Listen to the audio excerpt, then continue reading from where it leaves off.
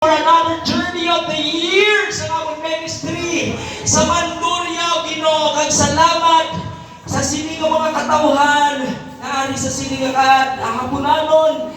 Bless us, Lord, your words, and we to share, Lord, sa mga blessings spiritually.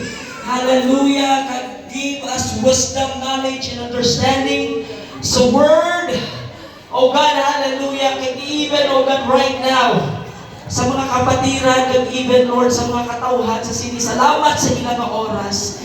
Bless them, Lord, and supply their needs according to your riches and glory in Christ Jesus. Let your power, let the power of the Holy Ghost be demonstrate these events, mga kapatid. Amen. Sa ngalan mo, Lord, ginakumita rin ninamon tanan sa imong tiilan. In Jesus' name we pray. Everybody shout, Amen! Amen! Shall we clap our hands, Lord?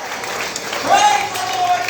Hallelujah! Sister Randy Das, in Bible reading, kaya remain standing mga kapatid. Amen!